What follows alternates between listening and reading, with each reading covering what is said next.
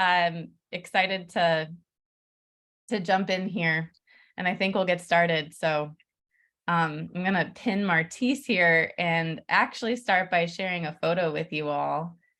This is Martice on his farm, Full Circle Healing Farm. Him and his wife, Amy, operate Full Circle Healing just outside Milwaukee. And this was a tour where several sisters and other staff and friends and allies and associates of Milwaukee religious communities went out last September to see Full Circle in full swing. And yeah, and I just love this picture because I think it's a really great depiction of the kinds of partnerships that we want to create with the Land Justice Project. And so excited to introduce you to Martice. Martice Scales is, and there we go. Hi, Martice. Hey, how you doing? Martice, it's always fun we've had a really busy month together. Martice was with our focus communities on the ground touring Full Circle just a week ago, and also was a guest speaker with one of our focus communities, the Racine Dominicans, talking about the incredible work that Full Circle is doing. Seeing it alive, Full Circle is a farm that is committed to food justice and land justice, but even more than that, a community for new farmers, for BIPOC farmers, for farmers who are kind of at the edges of the farming communities and really trying to claim that profession at a time where we need regenerative farmers more than anything and more than ever. So Martice, you are so dear to so many on this call, and I know you'll probably share your particular roots with sisters.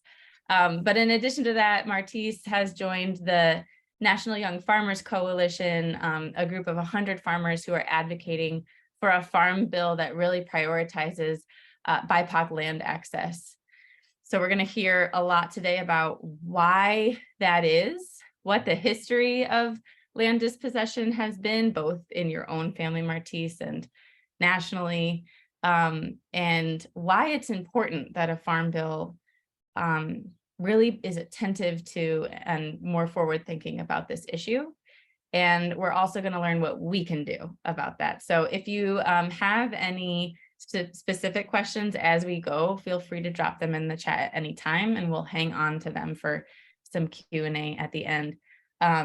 Forgive my totally verbose introduction, but it's just because I'm so excited to welcome you, Martice, and would love to just start by you sharing your farming story. And I know I've got some slides that I can share for you. You just tell me when to roll with that. And also maybe a little bit about, how you got started farming and what that was like. So welcome. So thank you, Brittany. Thank you, nuns and nuns in general, for always being welcoming. I appreciate everybody on the call. It's a lot of people here. So I'm really excited to be with y'all virtually, since we can't do that physically. You guys are everywhere, which I'm super excited about. But again, as Brittany said, my name is Martice. I am a farmer right outside of Milwaukee. Brittany, if you could put up the first slide, we can start from there. Now, I am a farmer. Doing PowerPoints and whatnot, that's not my strong suit. I much rather do the work. So this is what I got for you as far as the digital stuff. We can go to the next slide. So how we got started. Oh, wait, before I even go there, that's my wife and my kids. Ain't they cute? That's Mason and Maxwell. They're 4, and the big one just turned 8 on the 1st. Some of our chickens and ducks. To the next slide. I did not start off as a farmer. I was actually, you can skip this one too. I was actually IT. And one day, Spirit just called me and said, hey, you need to learn how to grow food, and you need to teach people that look like you how to grow food. So needless to say, it was a surprise. IT, I was going into a career that was very stable financially.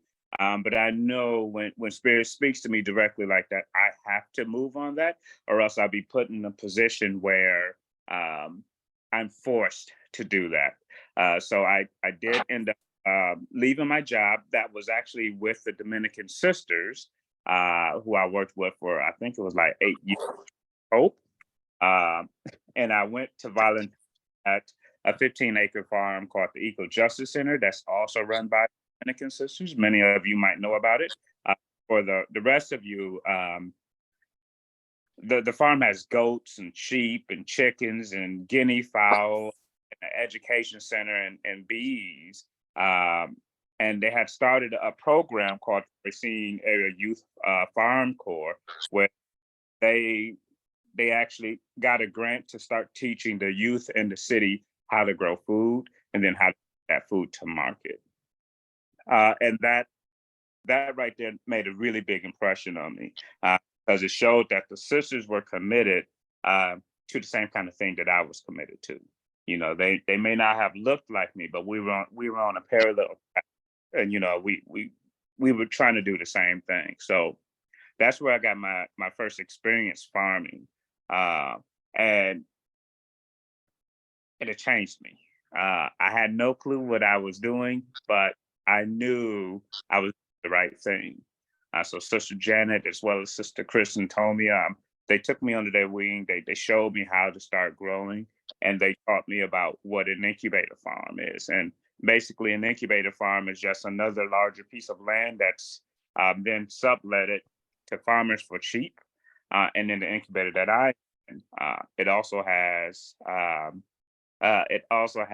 farm director that can help you as a big figure out what you're doing on a larger tract of land. We can go to the next slide, please. So, so I knew Spirit wanted me to learn how to grow. Um, I didn't really know why, but as soon as I got into farming, I started to really see what was happening. Right now, we're losing quite a lot of topsoil, and without intentionality, topsoil will be gone. And once it's gone, it's just gone. It's not easy to remake that, and it will take quite a lot of time, and that will probably involve um, chemicals and science and whatnot. We're not ready to move into. At least I'm not. I'm not interested, right? And the reason why we're losing so much soil is because traditional ag, it, it just takes. There's really not much focus on giving back to the earth. It's really just how can I extract this from the earth, and a continuation of that natural amount of time. You have to depend on chemicals for the earth to continue to give back to you. Okay. But regenerative farming, which I want to pause and just point out that that term is a newer term, but all regenerative farming is going back in at ways that indigenous folks did it, and then taking the credit for those things. Same culture, same with most of here today when they talk about farming in a way that's good for the people, the plants, and the planet. All this is going back to, and it's usually uh, usually a white man that's taking credit for something that has been around for thousands of years. And some examples of those are like doing the Three Sisters with beans, squash, and corn and stuff like that. We can go to the next slide, Brittany. But if you want to farm, quote unquote, regeneratively, that means that you have to put money in it. And I think everyone understands that most farmers are not going to be wealthy. So already farmers are not getting paid what they should be getting paid.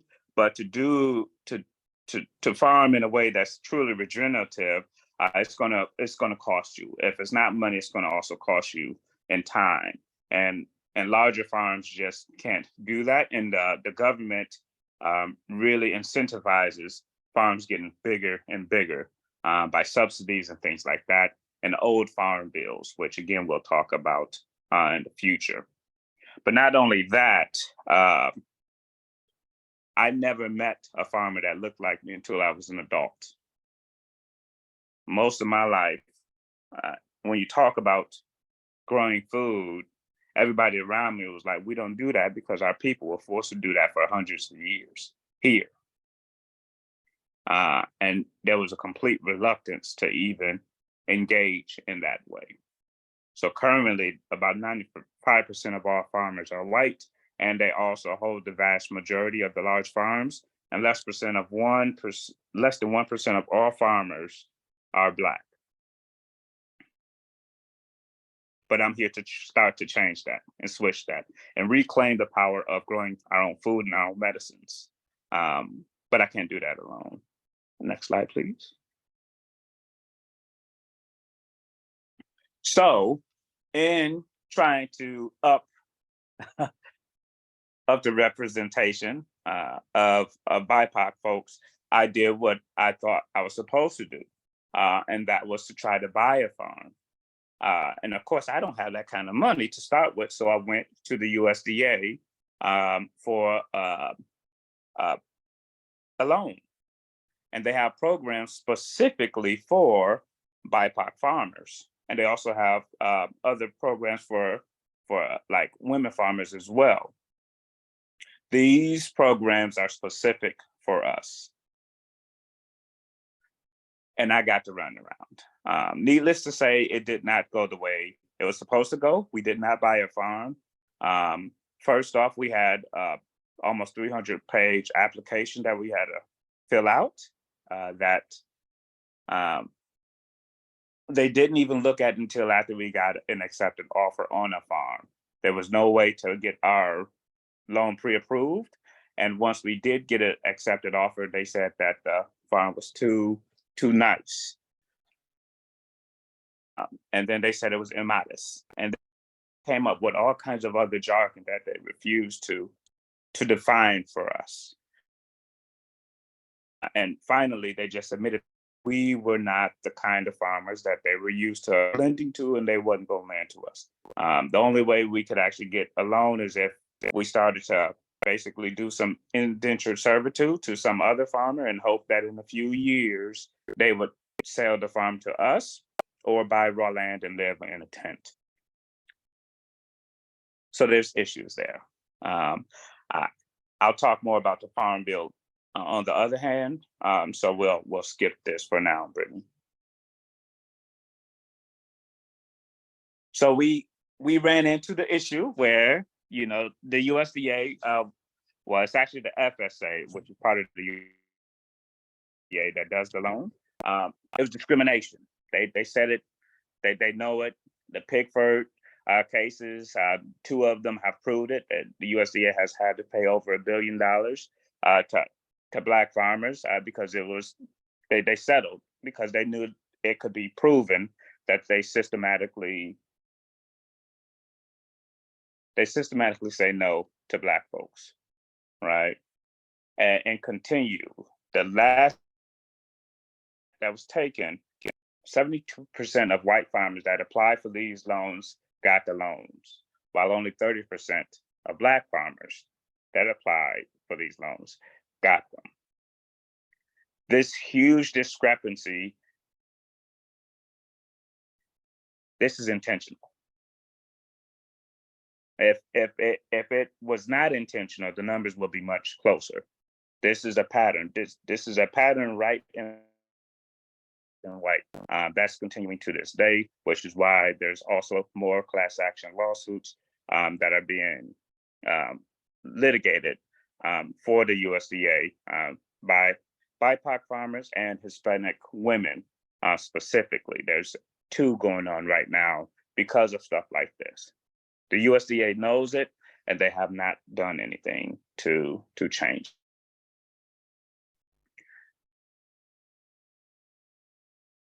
Just want to sit with that for a moment. It's been proven, and still nothing has happened. which means that the USDA cannot be trusted to police itself. We'll go to the next slide.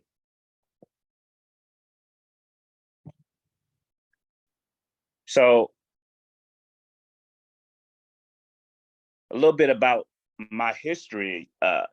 I knew my people farmed because I'm Black. We've been here for generations. So I knew that my people were enslaved at some point. But what I didn't know is that my grandma and grandfather had a farm until later on in life. I didn't know they had a farm in Mississippi. And it was a farm large enough that all 9 of her siblings, my mom's siblings, they would have all had acres to inherit. But my grandfather was illiterate. He didn't go to school. He was a sharecropper. He had to work. And the county had him sign over his deed for a few dollars. So we lost the farm.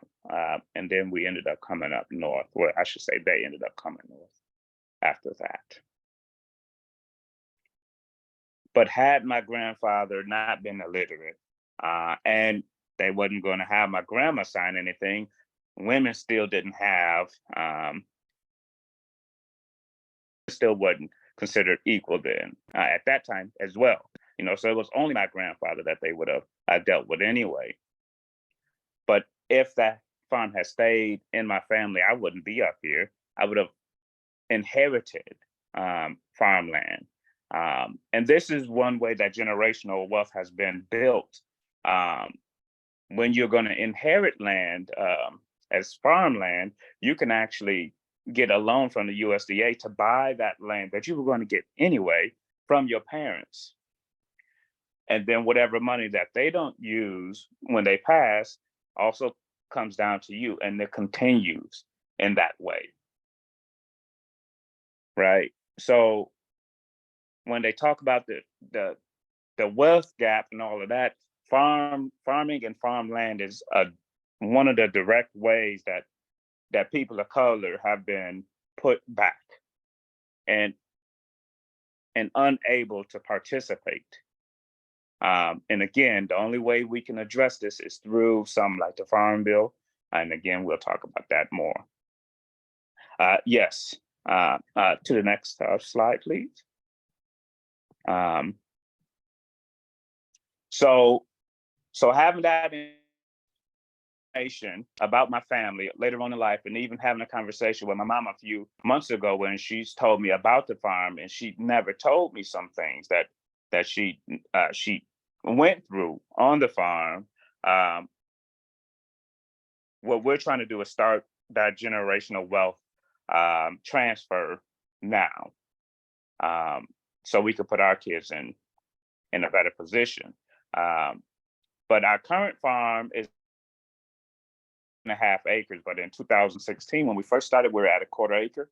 We do have a long-term lease where we currently are. But I'll pause in that and I'll speak to that situation. We are on land that is not owned by the Find the Farm program, and the nature preserve where we farm has had plans for that almost 600 acres that they're on. 40 of those 600 acres are in agriculture. At this moment, they have made plans that they're going to cut half of that land and return it to wetland. So in this moment, we know that this is the last season where we have complete access to the land that we've had for the last few years, which again is another reason why we need to focus on land ownership, however that may look, because this is not uncommon. Even at an incubator program, this can happen. And the incubator was first started because the farmers that were vending at Fondy were leaving because landowners were kicking the farmers off of the land. Right? And we're in a position where we've got to move our perennials, and we also have to make a decision. Do we even want to stay there? Um, so currently, we got the stress of starting the season. But as farmers, you have to think ahead at the same time. We don't know what next year will look like. We don't know if we're going to stay at Fondy or at the nature reserve, or even if we choose to want to stay, if it will be extended to us next year. Again, we'll talk a little bit more about the farm bill, but this is something that happens quite often. Go ahead, Brittany. 1 second, just pulling it back up. Here we go. Is this where we are? Mm-hmm.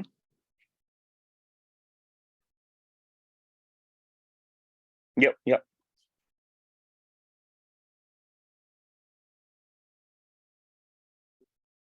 Oh, were you going to share something, Brittany? I saw you came off on mute. Oh, sorry. Is it not sharing? Oh, it is. I saw you came off on mute, so I wanted to give you. No, you're good. Okay, so that brings me to, for full circle healing, where is our home farm? Right now, we don't have one, and the bulk of our land is on the incubator farm. We have another half an acre where we have our chickens and ducks, which we could possibly get more land there, but that land is four times as expensive. Which already, I don't know how many of you grow fruits and vegetables, well, mostly veggies and stuff like that. If you have expensive land, veggies, unless you have a really good system and you can really pump out a lot of them, it doesn't make sense financially if you're paying an exorbitant amount of money for the land to sell veggies. They're just not worth the same, right? So now we're in a position where we have to find another farm, regardless. Even if we're allowed to stay there another year or two, I know that we won't be able to stay there long term. So we have to find land where we can grow on. We have to have a home. We have 2 kids, and my wife is 6.5 months pregnant. But we also can't go too far from Milwaukee. Diversity is a really big issue for us here in Wisconsin. There's a few urban centers in the state. Outside of that, you're not going to see much diversity. And for us, a lack of diversity also means a lack of safety, and it means a lack of connection for my children who go to school as well, and the increased likelihood of racial animus. That also less likely hold on my sanity. Because you say something sideways to my kids, I'm not gonna be logical, likely. So Brittany, you want to go on into the farm bill stuff from here? Sure. Did you want to say anything to this one, or this is kind of, I think you covered, well. Yeah, and ended for us. So.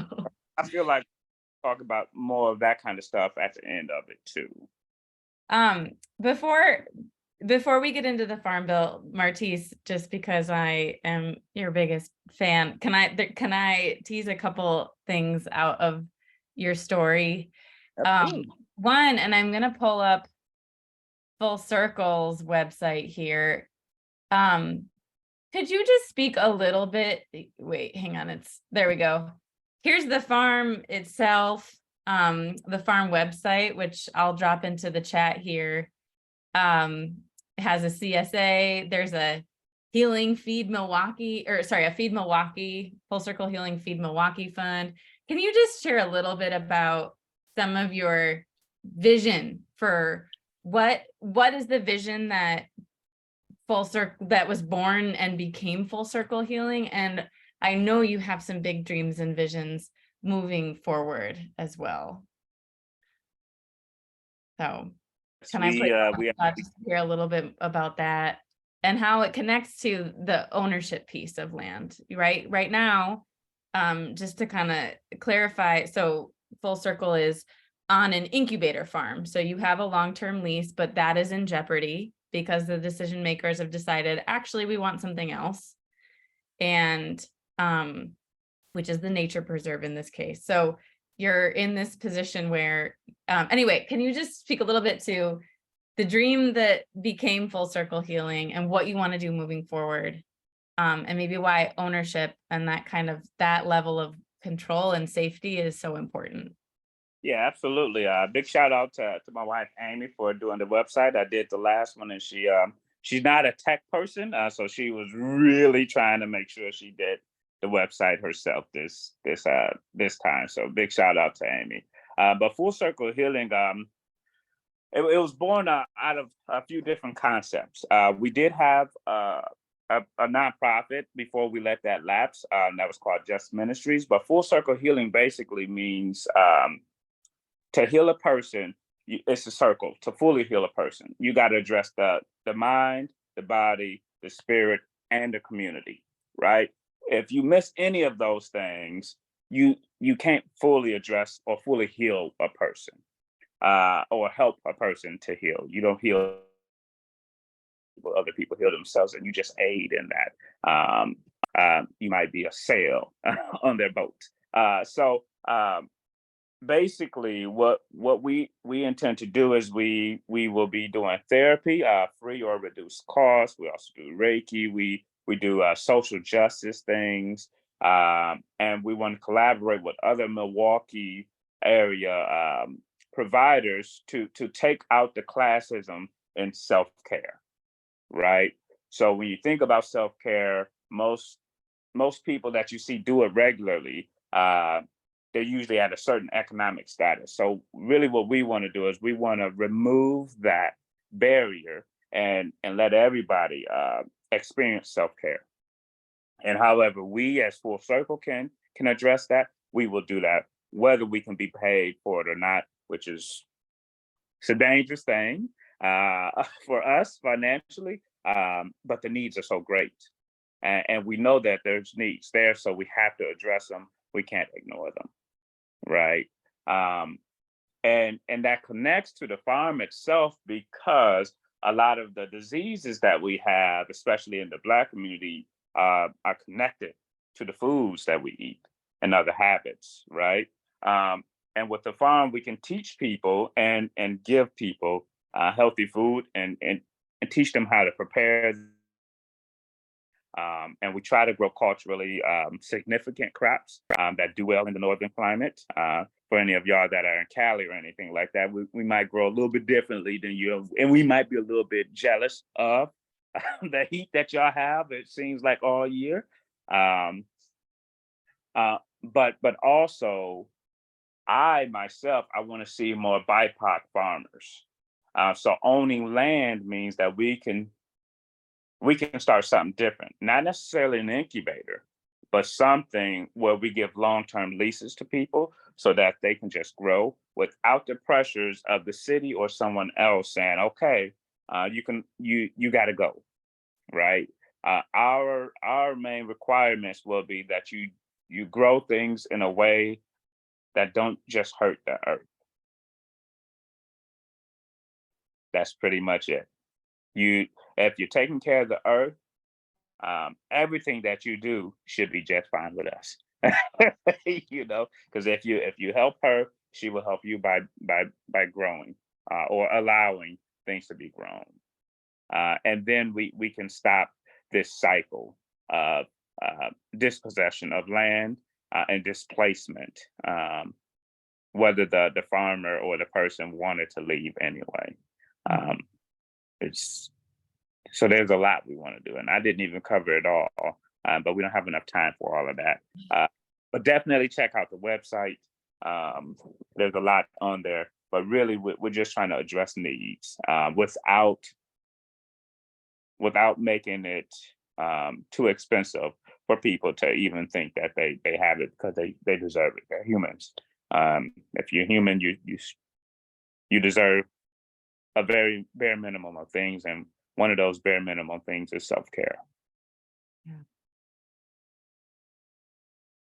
Thanks, Martice, for sharing a little more. I just think your vision is so beautiful. And as someone who lives in Milwaukee, I mean, not only is like your food is in our markets, it's like it's in our neighborhoods. Like the food that you and Amy and the boys are growing is literally nourishing the communities that I'm a part of. And I can see how hugely important your role is in creating community for more farmers and bringing new farmers onto your land to kind of get a start, and just really love the work that you're doing. And I'll drop a link to Martice's there's a great story about Martice in the Milwaukee Journal Sentinel that also makes this through line of like this generational land loss of, this started with coming out of an era of enslavement and like your grandfather, trying to make a living farming and being tricked out of his land, and you're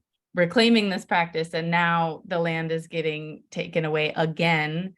And in the meantime, the USDA is just not catching up, and you're having to write 300-page applications and being told, we're not used to working with farmers like you, and why don't you just work on some land for free, so that maybe this white aging farmer will be able to sell it to you in many years while you're raising a family. So it's just so clear the need, and I'd love to kind of pivot and get into the Farm Bill. So I'm going to screen share the 100 million acres kind of platform here. And do you want to share kind of how you got involved with this campaign and what it means? Yeah, so I got involved with it through Ann. And where's Ann Pratt at? I think she's on this call. Yeah, I don't think she's on the call, but she said, "Hey, how you doing? I know you're busy. Do you know about this? Maybe you should sign up. I'll reach back out to you in a week and see what you think."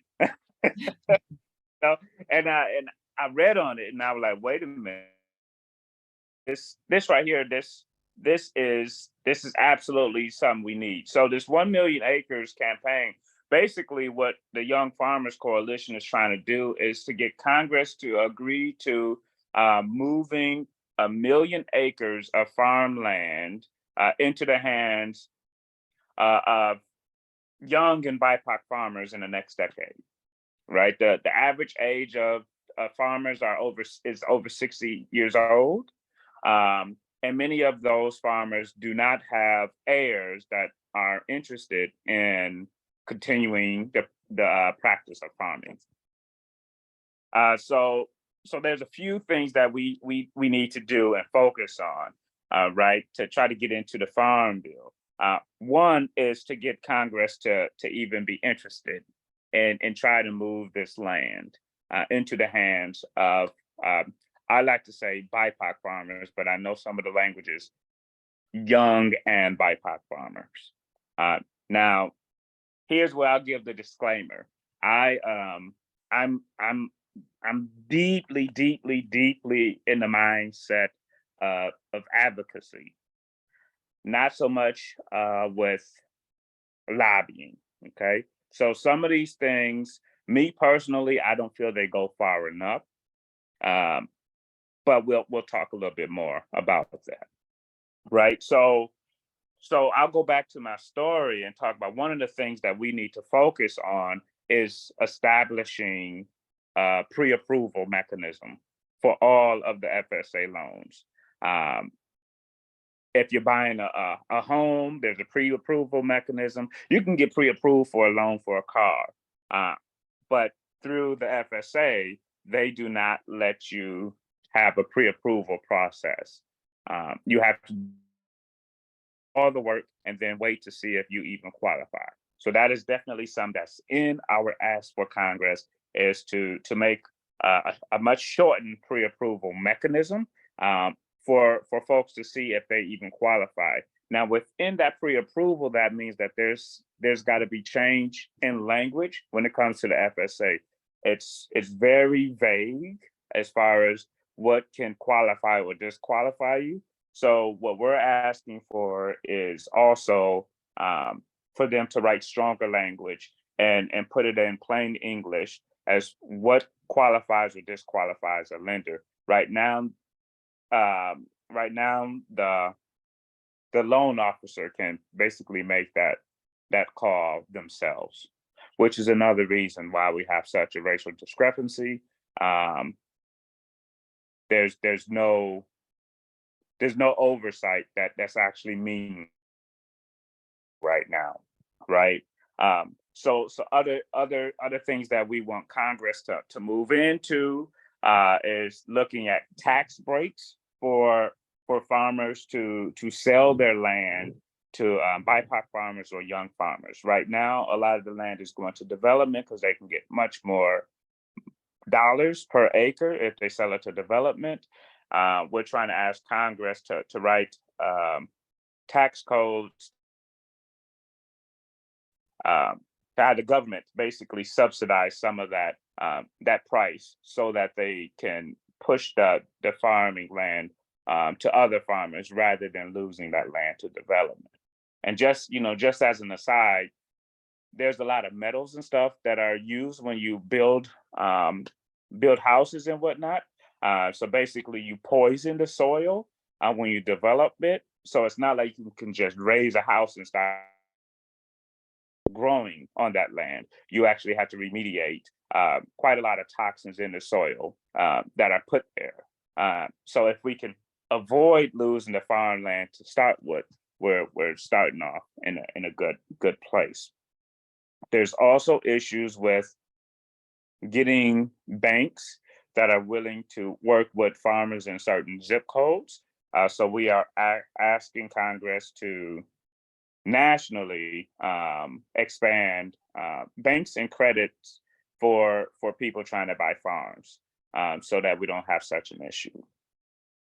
Okay, and then there's other things in there that are not as hard hitting, but my biggest thing is to really focus on having a statewide coordinator, a full-time employee that looks at every single applicant, the incompletes, the denials, and the approvals, and that person has the authority to override the loan officer. Right now, we technically have those in most states, but those responsibilities are just put on top of someone else's job. We're asking Congress to fully fund this program and have someone there that is focusing on the data and then addressing the specific offices and the officers that show patterns of racial discrepancy or gender discrepancy or any kind of provable or patternistic denials of certain groups of individuals.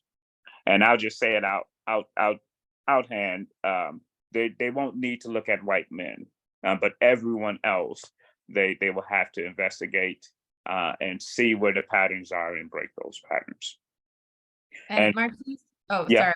So when you're talking about this is the data collection. This is to say there's no follow-up, there's no data on who's getting loans and who isn't. Is that right to say that what you're talking about is kind of this ask? Correct. Exactly. The data is there, and the data already exists. They're just not right. Here's some data. Yeah, they're not. So exactly. So what we're trying to do is we're trying to force the FSA, and again, then that will mean the USDA to be more transparent. Mm-hmm. Put it out there, like, okay, we already know that the USDA knows that it systemically discriminates against everybody but white men. Everybody but white men. Mm-hmm. Right. So they know that. And what we're trying to do is we're trying to put somebody in a position in every state to do something about it. So this person has to have firing power. Yeah. And I'm asking for there to be a legal service that is free to anyone that applies for any of these funds that can look into any kind of discrimination. Yeah. They don't want that. They absolutely don't want that. But that means it's absolutely necessary and it's needed. So we just dropped that info sheet that we've been kind of touring through in the chat, and that's a really great resource for folks. We'll talk in a second about how people can get involved. But Martice, I mean, you went from being a farmer and experiencing the barriers to land access to really getting involved in this national conversation.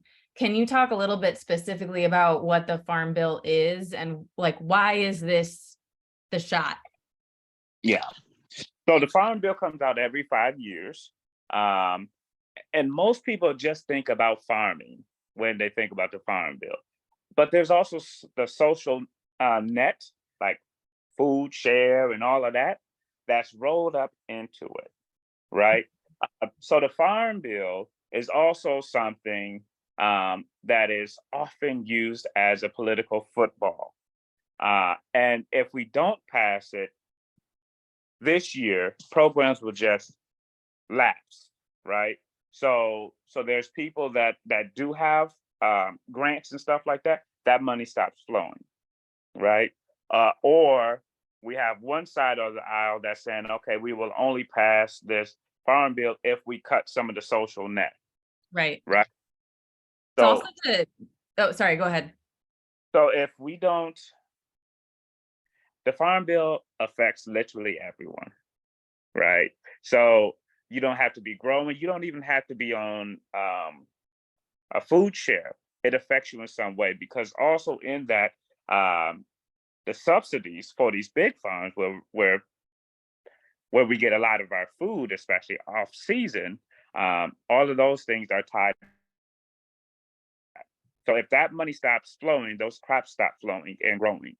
Now we have a food shortage. We have not likely a famine, but now we have hiked prices for food, and then it becomes a famine for the poor.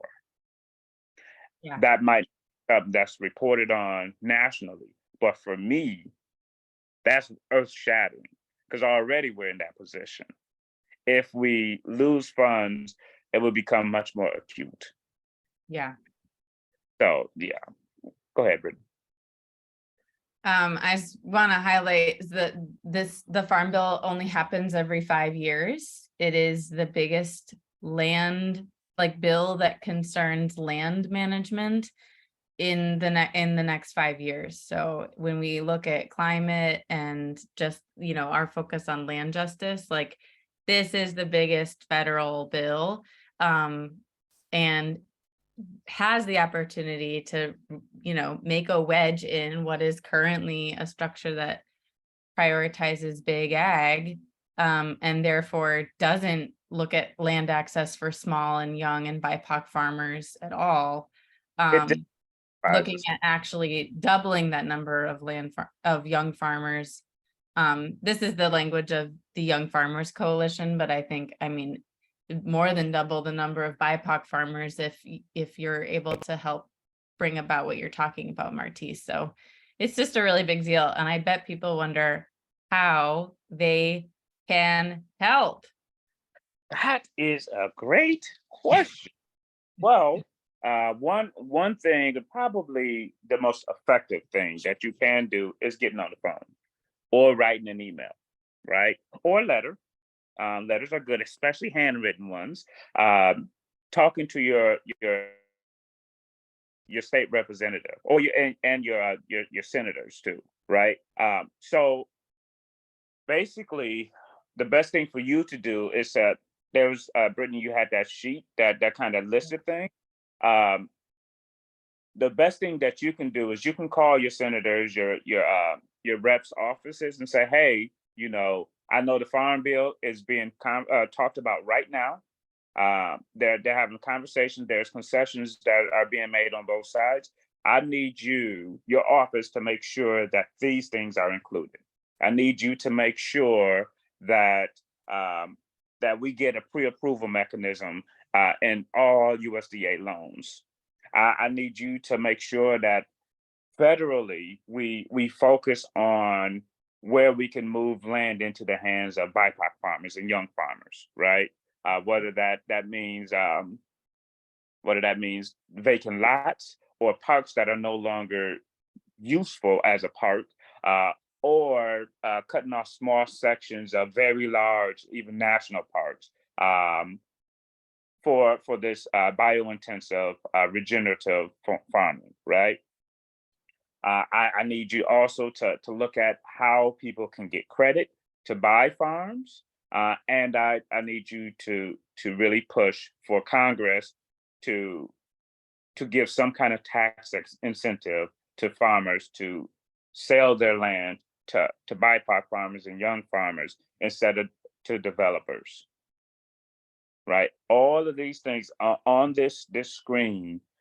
You can read them off one after another. All you have to do, or all you would need to do, is say, as someone that you represent, this is important to me, and I will be watching to see if you're supportive of these things, because I also know that you will have to run again. And if you don't support this, I can't say that I'm gonna support you. Same for all of my people. So, like, show me, don't tell me, show me that you're going to actually support these things. I want to see you fighting for this. That's going to be probably the most effective thing you can do. And something else you can do is have conversation with your circles, right? Get everybody on the phone. Like, hey, mom, hey, pops, brother, sister, hey, neighbor, hey, store clerk, did you know that the farm bill affects you too? And we can all collectively, we want to get on their nerves. We want to absolutely get on their nerves. We want to have those calls coming so often that they think about it. Mm-hmm. That's the goal, is to really get on their nerves, because then you reaching critical mass. Like, oh, yep, I know what y'all want. I know what y'all want. Y'all want blah blah blah. When they can spit that to you off the top of their head, then okay, we've reached them. Then call them again to make sure they don't forget. Be persistent, because right now the system is the way it is because we haven't fought long and hard enough. And the timeline, as far as the farm bill, they want to get it passed this year, but in 2012 it took 2 years. Mm-hmm. So what we don't want, the longer it takes to get it passed, the more of the programs that will run out of money. And then that could mean land loss. That could mean complete destruction of credit, a credit score.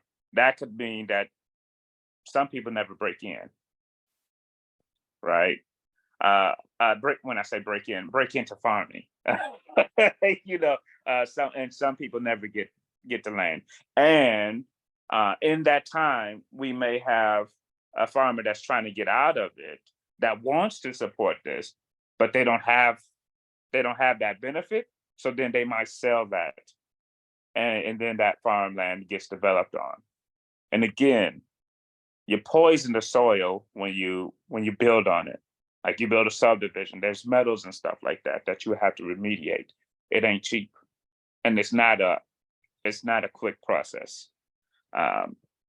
So there's a lot that you can do, but calling your representative, whoever they are, and calling them somewhat regularly until this farm bill comes to the floor and they debate it. And then after that too, until it's passed and it gets to Biden's desk.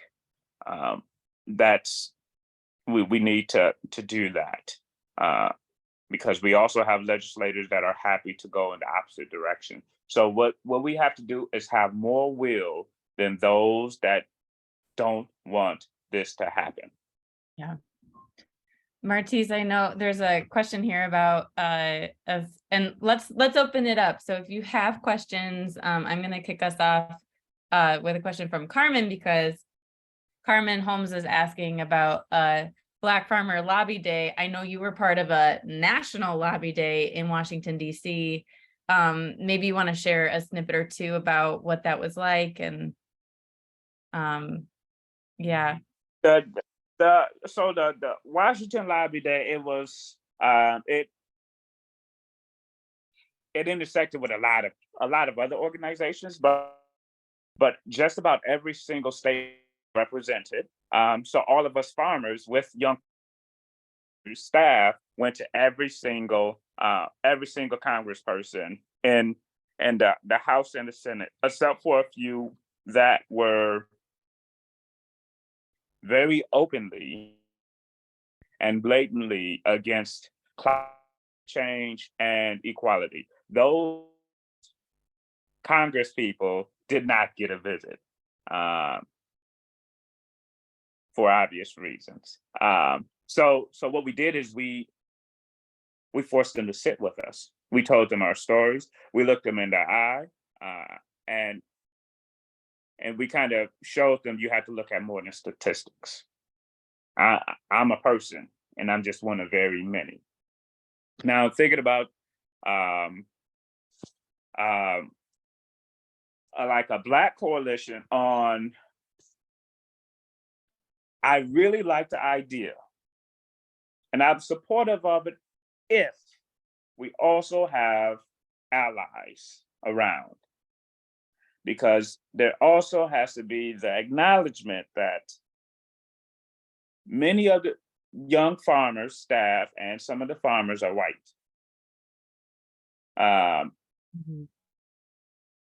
And they, because of that proximity, we more than likely got a different reception than if it was just people of color. That is a real thing, even in the House and Senate. And all you have to do is read a little bit to see it. So if we were there with some of our allies in the background, I'm happy about that. But I do not see us getting as many meetings if it's just us. Yeah. I just, but I really, really love the idea, because I think we'd scare some of the Congress people, and they would respond as such. Thanks, Martice. Other questions from folks? Hi, this is Carmen. Can you hear me? Yeah, we can hear you, Carmen.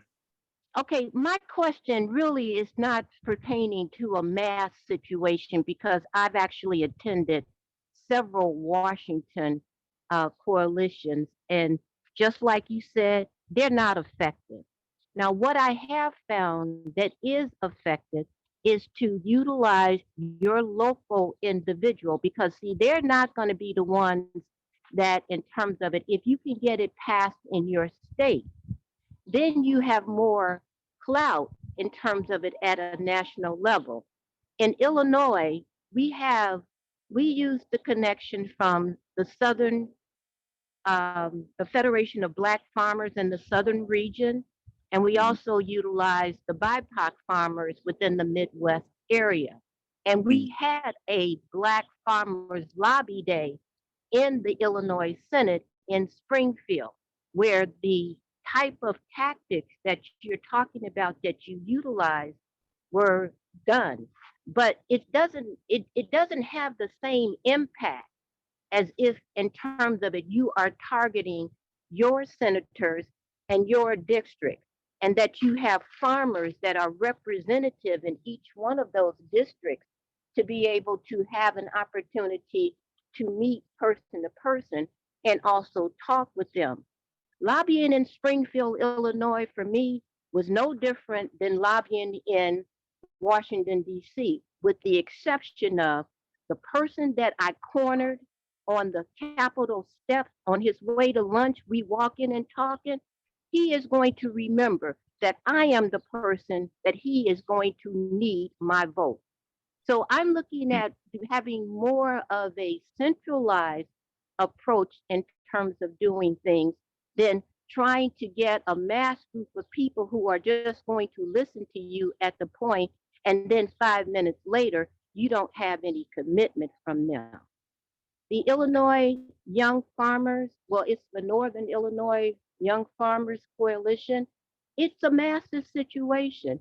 And because there is a national chapter, and that utilizing all of those aspects to be able to make sure that the voices are being heard. That's my 2 cents, y'all. Yeah, I do agree. It's you're more likely to get commitment in the state. That's not how the Young Farmers is doing it. They're intentional about a national. And in this moment we're in a farm bill year. So while it's important to do that locally, and we need to continue to do that, we have to focus nationally. Because again, we get this every half decade. If we don't get it done now, we gotta wait another half decade. I don't know what Congress is gonna look like in 5 years. I have no clue. I don't feel good about the prospect. So I do think, though, you can do both of those things simultaneously, right? But I do think that you will see your power reflected more locally than you will nationally. But yes, yeah, I do agree, Carmen. Thanks, Carmen. Thanks, Martice. Any other questions for Martice? You can press that raise hand button under your reactions. Or you can just pipe up.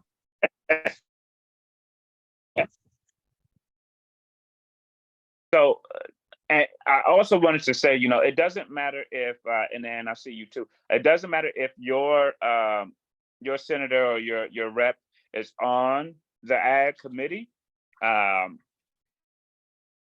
Whoever you can get to, you want to spread the gospel. Whoever you can get to, then they can probably have conversation with someone else. That does have an influence on the process. All right, Dan. I'm just This curious. is the end that I was saying that let me know. Yeah. I'm curious about whether there's been any pushback from the farmers, an organized pushback from the Fondy farmers around making it more public about what the nature preserve is trying to do in terms of forcing these people that they've had this long-term relationship with off the land. And I'm gonna go ahead and I'm gonna put Maureen in the mix here, and then you can answer 2 at a time here. Okay. Maureen O'Connell has a question too. Yeah, I'm so sorry, I was late coming on the call. And is there right now, are there any sponsors of amendments that reflect those 7 points that I'm hearing about that you're really wanting in the Farm Bill? I don't know the timing of it, or if there are some advocates you've got, and if there are sponsors' names that you can refer to, and you may not, but I was just wondering, because sometimes that's helpful to be able to talk to somebody about who else is supporting some of the things that that we would be supporting. Mm-hmm. Okay, so as far as Anne's question, yes, they are within Fondy. They are having conversations about how they want to address this with the farmers and with the nature preserve, and seeing what they can do to continue that relationship, and if that relationship is worth trying to save. I don't know where that's going to go yet. And as far as you, Maureen, as far as specific sponsors, not that I know of yet. We have a call, the whole national group. We have a call in about a week or so, where we'll talk more about like who's supportive of what and what the conversations have been like. I will also put the caveat there is, again,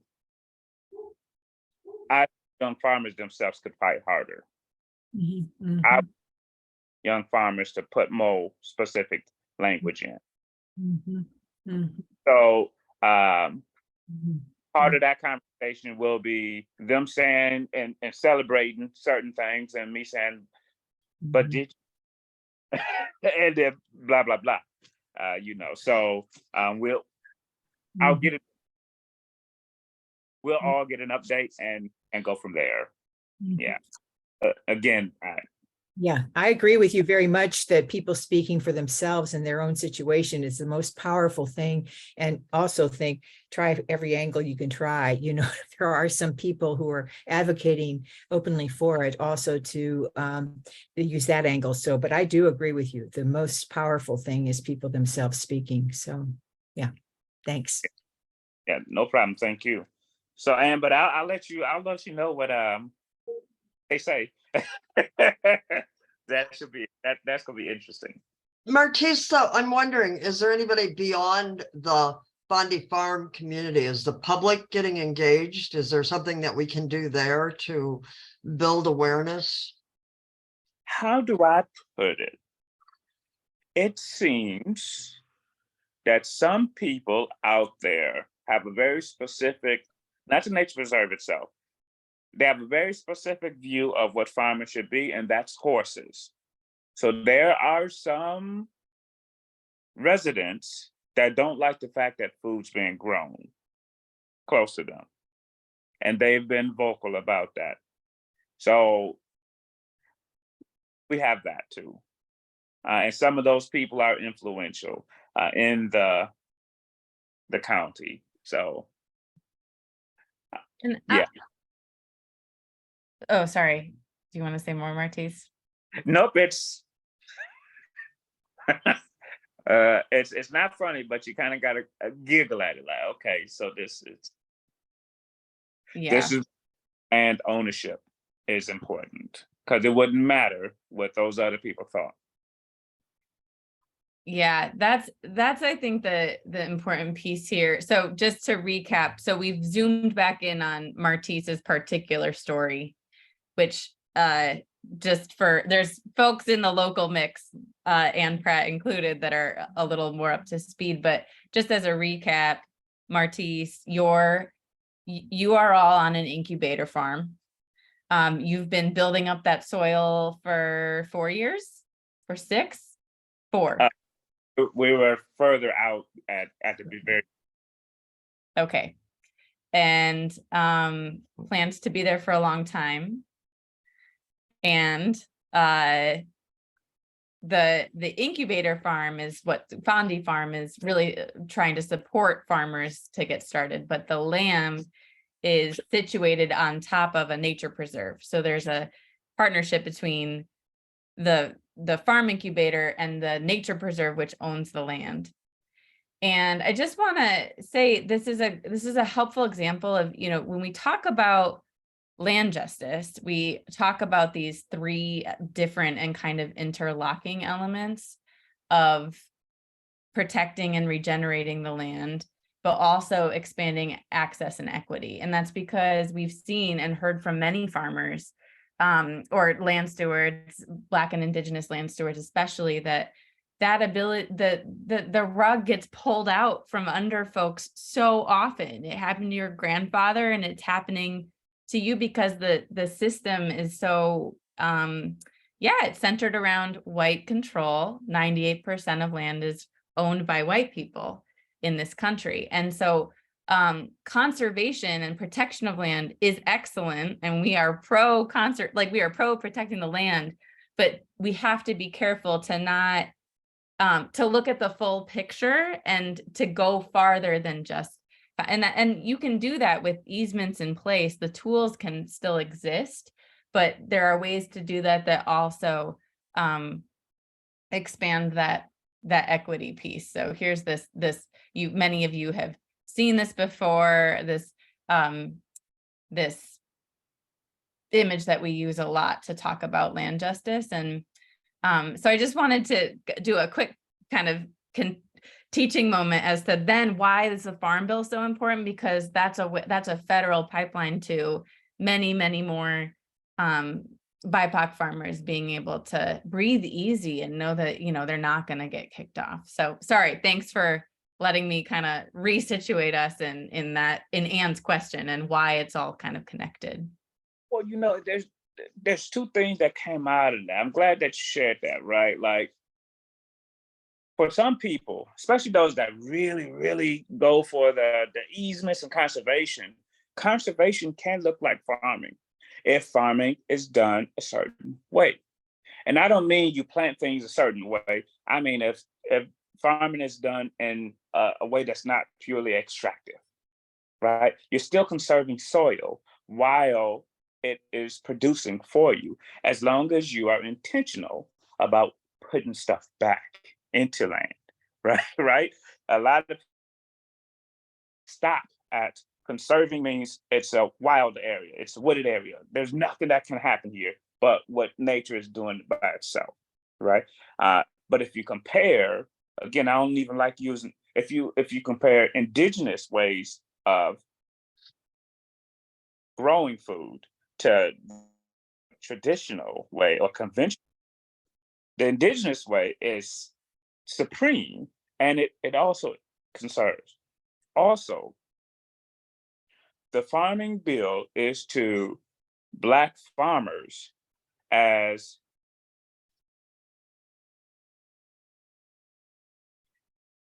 I hate that it's true, but as public schools can be to the prison pipeline. It is a way for you to get from one to the next, but it's the opposite, right? The farm bill can be beneficial. A lot of our public schools are considered prison, school to prison, right? Because of the way that, right? That may take a minute to sit with that analogy, right? But it's the opposite, right? Yeah. The farm bill, that being in place, makes it so much easier for BIPOC people to farming, to buy land, right? It just being in existence and having these things in it means that people are going to end up on that other side. And in this case, on their own land, not worrying about land tenure, not worried about any of those other things, and also not worrying about neighbors who don't like the fact that food is grown near them. Another we're focusing on is trying to get it easier to get places owned so that food can be legally grown. But that's another thing that we're on to. But that goes all the way down to the municipality. So we're not sure if getting something in the farm bill will be super effective in that way. But I'm still pushing for that. And then there was a question, but I couldn't read it. It went away. Oh, and looks like Yvonne. Is that how you say your name, Yvonne? Hey, Yvonne, why don't you come off mute? And then I have two questions from the chat that I'll add to the mix as well. So something that I have been doing here in Bloomington, I've been working with People's Market here in Bloomington with one of our senators, is trying to make a way that they put in the budget here in Indiana that they give us the money from USDA so that we can give it to BIPOC farmers.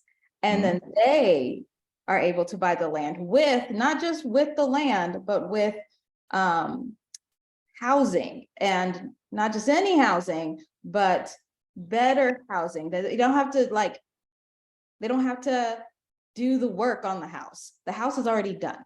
So that it is livable, exceeding livable housing on this farmland.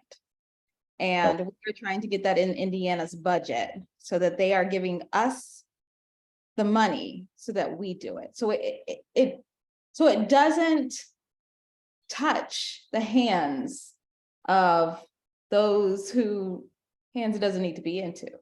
Right.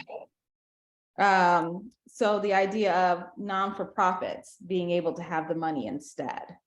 I don't know if the National Young Farmers Coalition thought about something like that, or if maybe even just you might think about it on your own turf. But maybe sit down and think about it, because it's just, we just thought about like some of these banks, just that they're just not for us. And all the way.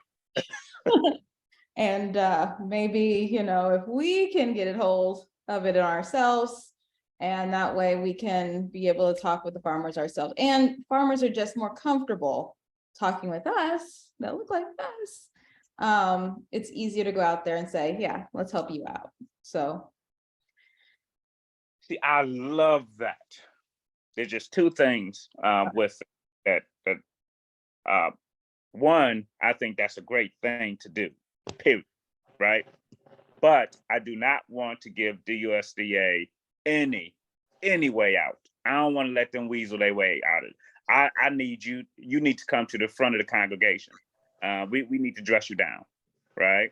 Yeah. And the second thing is, like, it looks like y'all got it in the right nonprofit. You know, my worry is like at all of those places that get the fund, run like you, because there's definitely some nonprofits that they do a lot of gatekeeping still, even though they say they for that, right? You know, so but I love that idea. I what I would want is that you become that part of an FS program is housed with you. Yeah. You know, you become that And- part of the FS or the loans and whatnot. But like completely replacing that. So that I would love. That is something that we've talked about, like how do we become our own bank? You know what I'm saying? Again, I'm for that, but I also don't want to give the current ones any way to weasel out of. You know, they made that bed. I want them to lay in it. I want them to cramp up. I really do, because I want others that would like to take their position to learn. Yeah. Don't redo it, because we've been having this fight for a long time. My intention is to cut the head off of the beast so that my kids ain't got to deal with this coming back up. Oh, yeah. So I You know know, here in Indiana, we've fired so many already and have had to replace so many. I mean, our only issue here in Indiana is we're using the same banks.